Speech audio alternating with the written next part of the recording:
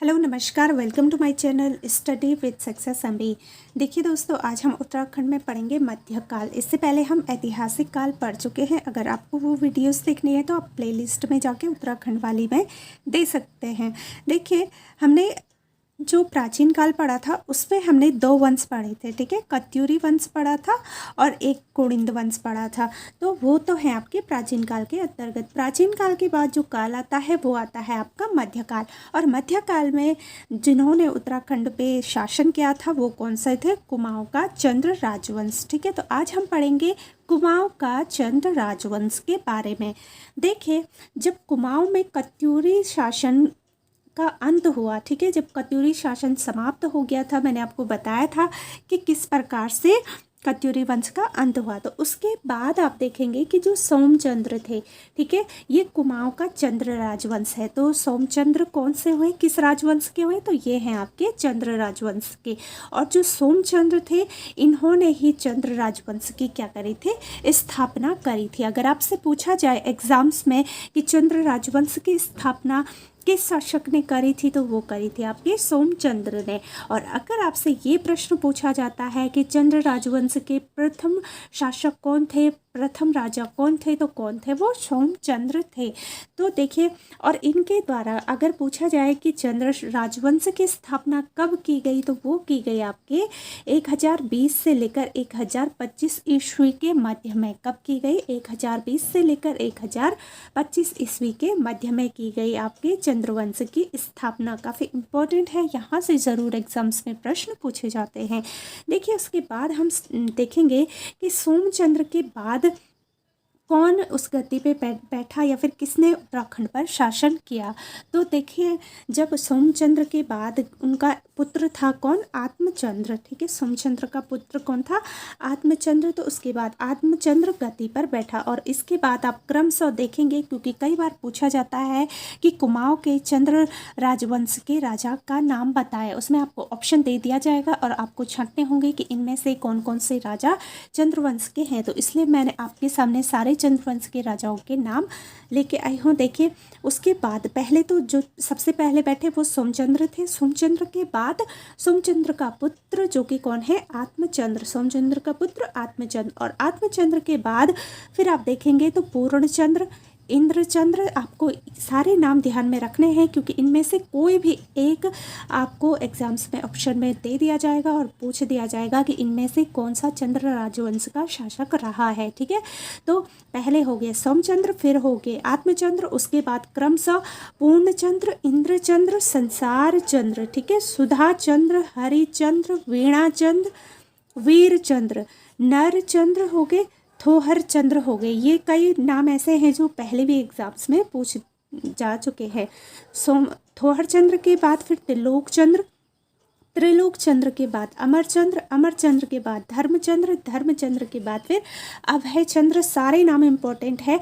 धर्मचंद्र, कर्मचंद्र, ज्ञानचंद्र, हर चंद्र, ठीक है, हरिहर चंद्र है। उसके बाद द्वान चंद्र है, द्वान चंद्र के बाद रत्न चंद्र है, रत्न चंद्र के बाद कीर्ति चंद्र, कीर्ति चंद्र के बाद प्रताप चंद्र, प्रताप चंद्र के बाद तारा चंद्र, और तारा चंद्र के बाद मानिक चंद्र, मानिक चंद्र के बाद फिर कल्याण चंद्र, कल्याण चंद्र के बाद पूर्ण चंद्र, पूर्ण चंद्र के बाद भीमचंद्र, भीमचंद्र के बाद रुद्रचंद्र, और रुद्रचंद्र के बाद है बालो कल्याण चंद्र। सारे नाम इम्पोर्टेंट है और इन सारे राजाओं ने क्या क्या भूमिका निभाई है अपने शासनकाल में, वो सभी के बारे में हम डिस्कस करेंगे। सबसे पहले अगर आप एक बार भी इन नामों को सुन लेते हैं तो आपको बहुत ही आसानी से ये नाम याद हो जाएंगे, और अगर आप लिख लेते हैं तो फिर तो आपको परमानेंटली ये नाम याद रहने वाले हैं, ठीक है। तो ये है आपके बालो कल्याण चंद्र के बाद फिर रुद्रचंद्र, ठीक है। ये कौन है? रुद्रचंद्र। रुद्रचंद्र के बाद है फिर लक्ष्मी चंद्र, लक्ष्मी चंद्र के बाद है आपका त्रिमल चंद्र, त्रिमल चंद्र के बाद है दिलीप चंद्र, दिलीप चंद्र के बाद है बाज बहादुर चंद्र, ठीक है। बाज बहादुर चंद्र के बाद फिर आए कल्याण चंद्र, कल्याण चंद्र के बाद आए दीप चंद्र, दीप चंद्र के बाद मोहन चंद्र, मोहन चंद्र के बाद शिव चंद्र, शिवचंद्र के बाद आए आपके महेंद्र चंद्र, ठीक है। और महेंद्र चंद्र क्या है? ये फिर अंतिम एक शासक के रूप में रहे हैं। तो इतने सारे जो चंद्र राजवंश है उसके क्या हैं? ये सभी गद्दी पे बैठने वाले शासक हैं। तो देखिए महेंद्र चंद आदि ये इन्होंने क्या करा, उत्तराखंड पे क्या करा, कुमाऊं का चंद्र राजवंश के शासक के रूप में ये गद्दी पे बैठे। तो प्रारंभ में जो इस वंश है, इस वंश की जो राजधानी थी, पूछी जाएगी कि चंद्र राजवंश की प्राथमिक राजधानी कहाँ थी, या फिर चंद्र राजवंश की सर्वप्रथम राजधानी कहाँ थी। तो कहाँ थी, वो थी आपके चंपावत में। ठीक है, कहाँ पे थी, चंपावत में। और चंपावत से उसके बाद जो चंद्र शासक है उन्होंने क्या किया, नैनीताल, पिथौरागढ़ और अल्मोड़ा और नेपाल। ठीक है, तो इन आप देख सकते हैं ये जो 4 जिले हैं, नैनीताल, पिथौरागढ़, ध्यान रखना है, नैनीताल, पिथौरागढ़, अल्मोड़ा और नेपाल। चंद्र शासकों ने क्या करा, चंपावत तो इनकी राजधानी थी ही, लेकिन इन्होंने फिर नैनीताल, पिथौरागढ़, अल्मोड़ा और नेपाल के भी कुछ हिस्सों को क्या करा, अपने अधीन कर लिया। और अधीन कर लिया तो वो सभी फिर किस में आने लगे, वो चंद्र राजवंश के अंतर्गत आने लगे। तो पूछा जा सकता है कि चंद्र राजवंश के अंतर्गत कौन कौन से जिले आते थे।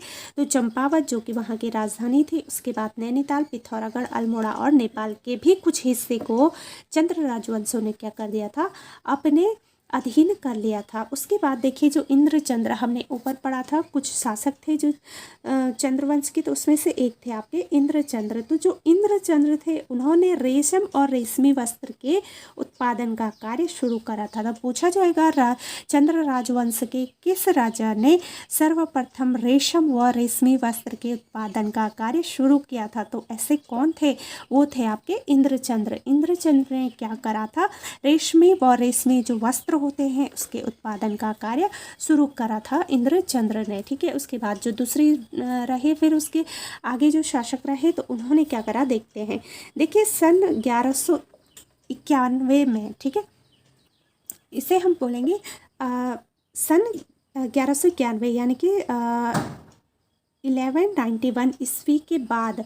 ठीक है, इसके बाद 1191 ईस्वी के बाद क्या हुआ, नेपाल के जो चल नामांत राजा थे, ठीक है, जो चल नामांत राजा थे, उन्होंने चंद्र शासकों को अपने अधीन कर दिया था।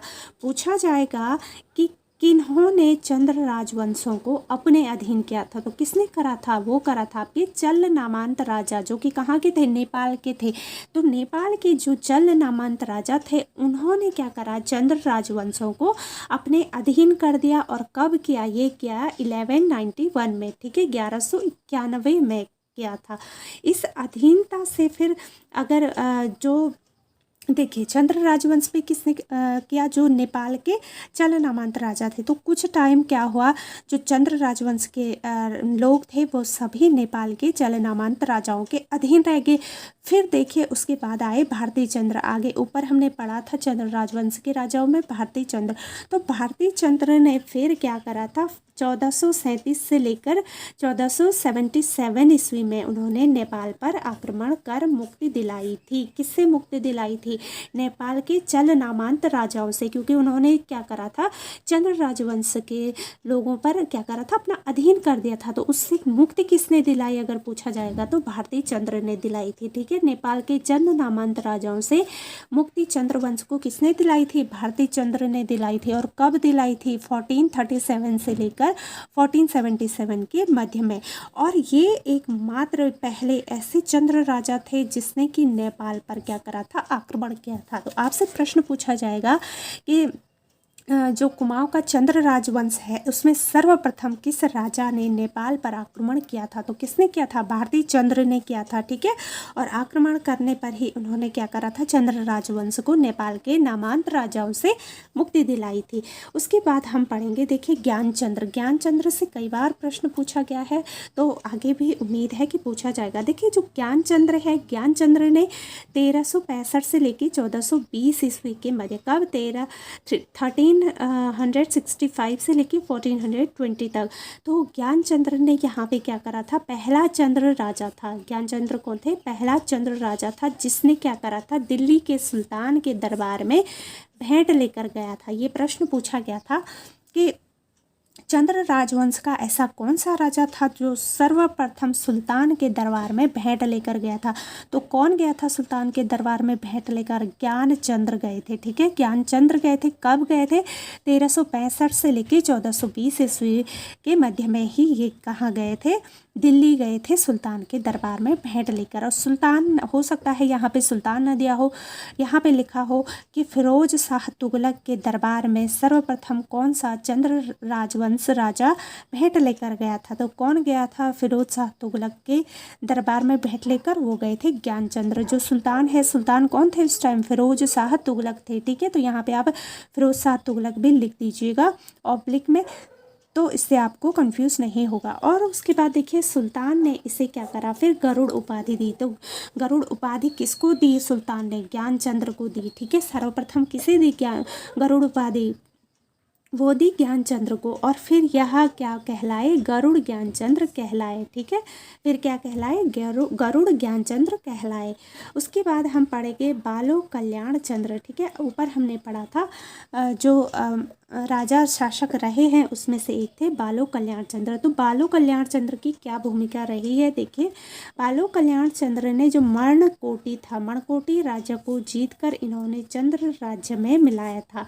तो बालो कल्याण चंद्र ने क्या करा? मणकोटी राज्य को जीता। ठीक है, मणकोटी राज्य को किसने जीता? बालो कल्याण चंद्र ने जीता। और इसे फिर क्या करा? अपने राज्य में मिला दिया और अपनी जो राजधानी है वो चंपावत से अल्मोड़ा ले गया। तो मोस्ट इम्पॉर्टेंट है ये, मोस्ट इम्पॉर्टेंट है, पूछा जा सकता है कि चंद्र राजवंश का ऐसा कौन सा राजा था जिसने अपनी राजधानी चंपावत से अल्मोड़ा स्थापित की? तो कौन था वो? बालो कल्याण चंद्र। कौन थे? बालो कल्याण चंद्र। बालो कल्याण चंद्र ने चंपावत से अपनी राजधानी कहाँ ले गए थे? अल्मोड़ा लेके गए थे। या फिर ऐसे भी पूछा जा सकता है कि बालो कल्याण चंद्र ने अपनी राजधानी चंपावत से कहाँ स्थापित की? तो चंपावत से कहाँ करी? अल्मोड़ा में। तो कैसे भी प्रश्न बन सकता है। अगर आपने टॉपिक अच्छे से पढ़ा है तो आप सभी प्रश्नों के आंसर भी बहुत अच्छे से दे सकते हैं। अब हम आगे देखते हैं कुछ पॉइंट्स इसमें। देखिए, अगला क्या है कि जो रुद्रचंद्र थे, ठीक है, रुद्रचंद्र अकबर का क्या था? समकालीन चंद्र राजा था।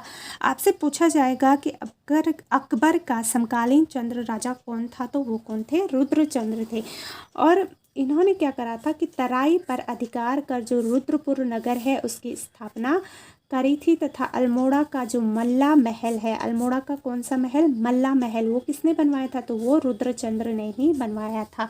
अब देखिए, इतने से ही पॉइंट से आपके कई सारे क्वेश्चन सॉल्व हो जाएंगे। सबसे पहले आपसे प्रश्न पूछा जाएगा कि अकबर का समकालीन कौन सा चंद्र राजा था? तो कौन सा था? रुद्रचंद्र था। ठीक, रुद्रचंद्र ने किस क्षेत्र पर अपना अधिकार किया था? तो उन्होंने तराई क्षेत्र पर किया था। जब मैंने आपको उत्तराखंड की भौगोलिक स्थिति पढ़ाई तो वहाँ पे आपको समझा दिया था क्या तराई क्षेत्र है, क्या बाहवर क्षेत्र है, सारे क्षेत्र के बारे में मैंने आपको बता दिया है।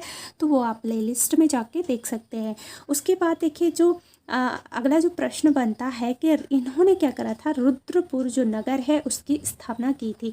तो जिला सीरीज में मैंने आपको रुद्रपुर पढ़ाया है, उसमें बताया भी था कि रुद्रचंद्र ने ही क्या करा था? रुद्रपुर नगर की स्थापना की थी। और मोस्ट इम्पॉर्टेंट जो प्रश्न है, हो सकता है अभी आने वाले एग्जाम्स में पूछा जाए कि अल्मोड़ा का मल्ला महल रुद्रचंद्र ने ही बनवाया था। तो अल्मोड़ा का मल्ला महल किसने बनवाया था? रुद्रचंद्र ने बनवाया था। अब देखिए, अगला पॉइंट इसमें जो लक्ष्मी चंद थे, ठीक है, चंद्र शासक में अगला जो हम पढ़ रहे हैं लक्ष्मी चंद। तो लक्ष्मी चंद नामक जो चंद्र राजा थे उन्होंने क्या करा था? बंदोबस्त कार्यालय, कौन सा कार्यालय? बंदोबस्त कार्यालय न्योवाली व जो बिस्टाली कचहरियाँ हैं वो खुलवाई थी। किसने? लक्ष्मी चंद्र ने। लक्ष्मी धन से ही वो है, तो ये कचहरियाँ, बिस्टाली, न्योवाली कार्यालय, बंदोबस्त, तो ये सभी किसने खुलवाई थी? ये खुलवाई थी लक्ष्मी चंद्र ने। ठीक है, और जो राज्य कर्मचारियों की श्रेणियाँ हैं वो भी किसने बनवाई थी? वो भी लक्ष्मी चंद्र ने ही बनाई थी। तथा अनेक प्रकार के करों का सृजन, करों का जो कर लगाया जाता था किसानों पे या फिर भारतीयों पे, तो उसका भी सृजन किसने किया था? लक्ष्मी चंद ने ही किया था। तो लक्ष्मी धन से ही रिलेटेड है, तो करों का भी सृजन किया था। इसने कई बड़े बड़े बगीचे लगवाए थे और अनेक मंदिरों का भी जीर्णोद्धार करवाया था। तो ये लक्ष्मी चंद के बारे में है। आप अच्छे से इसे समझे, कहीं से भी प्रश्न बन सकता है। अब हम देखेंगे त्रिमल चंद्र के बारे में। ठीक है, देखिए नेक्स्ट जो शासक हैं त्रिमल चंद्र, तो इनको शाहजहां ने क्या कहा था, बहादुर व जमींदार की उपाधि दी थी। पूछा जाता है कि शाहजहां ने किस चंद्र शासक को बहादुर व जमींदार की उपाधि दी थी, तो किसको दी थी, त्रिमल चंद्र को। ठीक है, त्रिमल चंद्र को शाहजहां ने क्या कहा था, बहादुर व जमींदार की उपाधि दी थी। और जो बाज बहादुर चंद्र हैं, ठीक है, नेक्स्ट है बाज बहादुर चंद्र ने थल में एलोरा के कैलाश मंदिर जैसा एक हथिया देवाल का निर्माण करवाया था। किसने कराया था, बाज बहादुर चंद्र ने। ठीक है, अगले हैं जो वो हैं उघोत चंद्र। ठीक है, देखिए जो उघोत चंद्र हैं उन्होंने नेपाल पर आक्रमण करने वाला दूसरा चंद्र शासक थे। कौन थे दूसरे चंद्र शासक नेपाल पर आक्रमण करने वाले, तो वो थे उघोत चंद्र। अब देखिए मैं आपसे अगर पूछूं, अगर आप लोग अच्छे से ध्यान दे रहे होंगे तो क्या आप लोग बता सकते हैं कि नेपाल पर आक्रमण करने वाला पहला चंद्र शासक कौन था। अगर आप अच्छे से देख रहे होंगे तो ज़रूर आपको पता होगा। मैंने अभी कुछ ही देर पहले बताया था आपको कि जो भारतीय चंद्र थे, ठीक है, जो भारतीय चंद्र हैं वो क्या है, उन्होंने नेपाल पर ही सर्वप्रथम क्या करा था, आक्रमण किया था और नेपाल के जो चल शासक थे उनसे चंद्र राजवंश को मुक्ति दिलाई थी। तो प्रथम कौन थे, भारतीय चंद्र। और अगर द्वितीय पूछा जाए कि नेपाल पर आक्रमण करने वाले द्वितीय चंद्र राजवंश कौन है, तो वो कौन है, उघोत चंद्र हैं। ठीक है, याद रखिएगा अच्छे से। अब हम नेक्स्ट पॉइंट पढ़ते हैं। देखिए जो बाज बहादुर चंद्र हैं, बाज बहादुर चंद्र 1638 से 78 तक के बीच में, तो बाज बहादुर चंद्र के समय जो नंदा प्रतिमा है, नंदा जो देवी है, कुल देवी जो होती है, तो नंदा प्रतिमा की गढ़वाल से कहाँ लाया गया, अल्मोड़ा लाया गया। ठीक है, आपसे पूछा जाएगा कि नंदा देवी की प्रतिमा को गढ़वाल से अल्मोड़ा कब लाया गया, तो कौन लाया, तो वो कौन लाया, बाज बहादुर चंद्र लाए। ठीक है, कब लाए, 1638 से 78 के मध्य में। ठीक, अब देखिए अगला पढ़ेंगे हम जगत चंद्र। जगत चंद्र के शासनकाल को, तो जगत चंद्र का जो शासनकाल रहा है वो रहा है 1708 से लेकर 20 तक। तो जगत चंद्र के शासनकाल को कुमाऊं में क्या कहा जाता है, स्वर्ण काल भी कहा जाता है। मोस्ट इम्पॉर्टेंट है, लाइन अंडरलाइन करके आप इसे अच्छे से अपने दिमाग में बिठा दें। जगत चंद्र को क्या कहा गया है, कुमाऊं का स्वर्ण काल। जब जगत चंद्र का शासन था तो उस टाइम कुमाऊं के काल को क्या कहा गया है, कुमाऊं का स्वर्ण काल कहा गया है। पूछा जाएगा आपसे कि किस चंद्र राजवंश के राजा के काल को कुमाऊं का स्वर्ण काल कहा गया, तो यहाँ पे आपका आंसर होगा जगत चंद्र के काल को। ठीक है, अगला है हमारा, देखिए कल्यापण चंद्र। ठीक है, कौन से हैं, कल्यापण चंद्र बहादुर। तो इन्होंने क्या करा था, इन्होंने अल्मोड़ा में चौमहल्ला महल बनवाया था। ठीक है, कौन सा महल बनवाया था, कल्यापण चंद्र। किसने, कल्याण चंद्र अलग है। ठीक है, तो इन्होंने ही क्या बनाया था, आपके अल्मोड़ा में चौमहल्ला महल बनाया था। आपसे पूछा जाएगा चौमहल्ला महल किसने बनवाया था, तो किसने बनवाया था, कल्याण चंद्र बहादुर ने बनवाया था। नेक्स्ट है देवी चंद्र, मोस्ट इम्पोर्टेंट है, इसे भी आप बहुत अच्छे से देखिएगा। देखिए जो देवी चंद्र है उनको कुमाऊं का मोहम्मद तुगलक कहा जाता है। पूछा जाएगा कुमाऊं का मोहम्मद तुगलक किसे कहा जाता है, तो किसे कहा जाता है, देवी चंद्र को कहा जाता है। अब देखिए 1790 ईस्वी में जो नेपाल है, तो नेपाल के गोरखाओं ने क्या करा, तत्कालीन जो चंद्र राजा थे महेंद्र चंद्र, उनको हवाला बाग में एक साधारण से युद्ध में हराकर पूरे कुमाऊं क्षेत्र को अपने कब्जे में ले लिया और जो चंद्र राजवंश है उसका अंत हो गया था। तो किस प्रकार चंद्र राजवंश का अंत हुआ, उसके जो अंतिम राजा थे कौन थे, वो महेंद्र चंद्र बने। तो इनको क्या करा गया, हवाला बाग में एक साधारण से युद्ध में किसने हराया था, वो हराया था नेपाल के गोरखाओं ने। ठीक है, नेपाल के गोरखाओं ने हरा लिया था और फिर चंद्र राजवंश का क्या हो गया था, अंत हो गया था। अब देखिए जो चंद्र राजा रूपचंद्र हैं, ठीक है, चंद्र राजा हैं रूपचंद्र, तो इन्होंने क्या करा, त्रिवेणिक धर्म निर्णय उषा रुद्र का गोदिया। ठीक है, चंद्र राजा रुद्रचंद्र ने त्रैवणिक धर्म निर्णय, और एक है आपका उषा रुद्र गोदिया, और जो राजा रूपचंद्र है इन्होंने पक्षी आखेट, ठीक है, पक्षी आखेट कला पर क्या किया, सैनिक शास्त्र नामक ग्रंथों की भी रचना की थी। तो ये मोस्ट इम्पॉर्टेंट कुछ पॉइंट हैं, चंद्र राजाओं से रिलेटेड हैं। चंद्र राजाओं ने क्या क्या कार्य करे, कैसे उन्होंने अपना राजवंश संभाला। अब देखिए इसमें कुछ पॉइंट्स है इंपॉर्टेंट, उसे भी देख लेते हैं थोड़ा सा, और ताकि आपको कहीं पे भी कोई दिक्कत ना रहे और आपके कोई भी एग्ज़ाम में कुछ भी प्रश्न ना छूटे। देखिए जो चंद्र राजाओं का राज्य चिन्ह था, पूछा जाता है, इससे पहले भी कई बार एग्जाम्स में पूछा गया है कि चंद्र राजाओं का राज्य चिन्ह क्या था। तो गाय क्या है, चंद्र राजाओं के राज्य चिन्ह थे। तो पूछा जाएगा कि चंद्र राजाओं के जो राज्य चिन्ह गाय है उसे कहाँ कहाँ पे अंकित किया जाता था। तो इसे आप देखेंगे कि सिक्कों पर, जो सिक्के होते हैं, कॉइन होते हैं, सिक्कों पर, मोहरों पर और झंडों पर, ठीक है।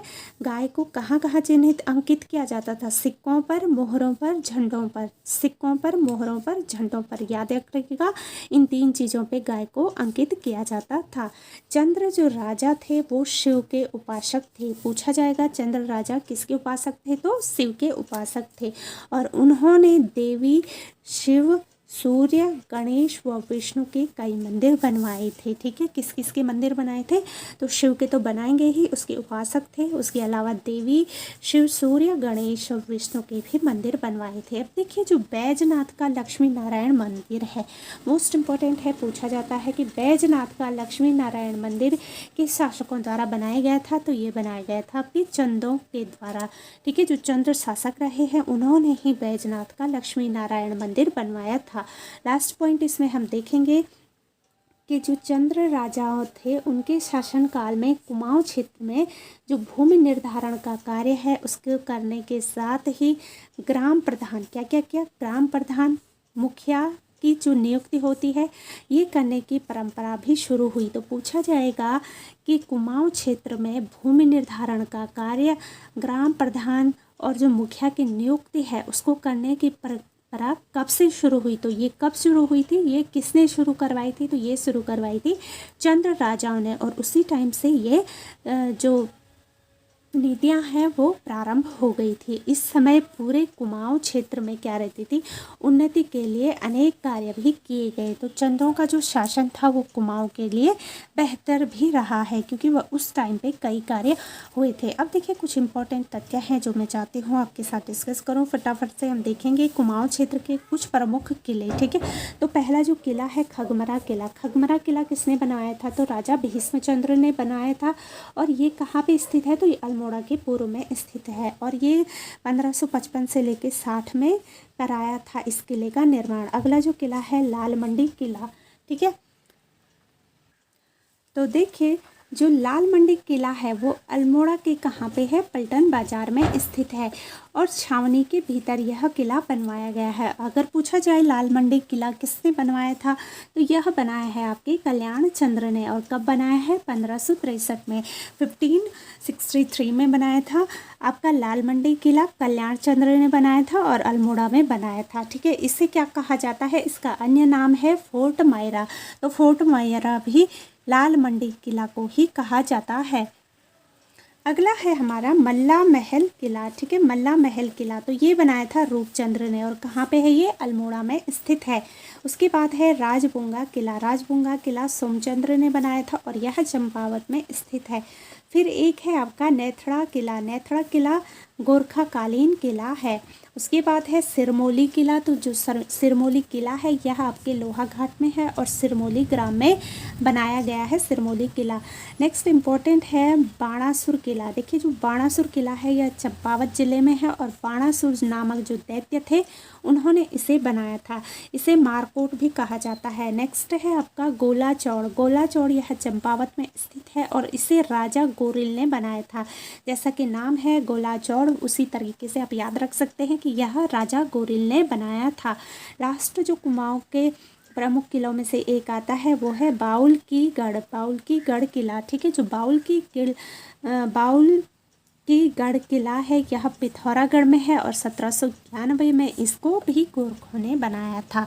तो ये कुछ महत्वपूर्ण कुमाऊं क्षेत्र के किले भी हैं जिनको आप चंद्र राजवंश के साथ साथ ही अच्छे से पढ़ भी लें। इससे आपको काफ़ी सारे जो किले हैं उनको किसने बनाया है वो भी याद रह जाएगा। और चंद्र राजवंश के जितने भी राजा रहे हैं उनका नाम भी आपको अच्छे से लाइफ टाइम तक याद रहने वाले हैं। तो उम्मीद करती हूँ आपको मेरी वीडियोस पसंद आई होगी।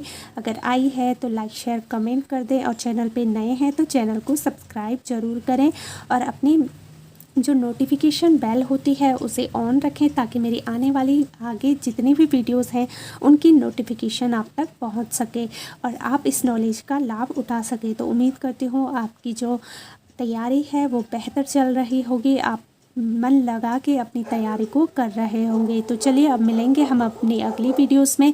तब तक आप सभी लोग अपना बहुत अच्छे से ध्यान रखिएगा और तैयारी को और बेहतर बनाइएगा। Bye and take care.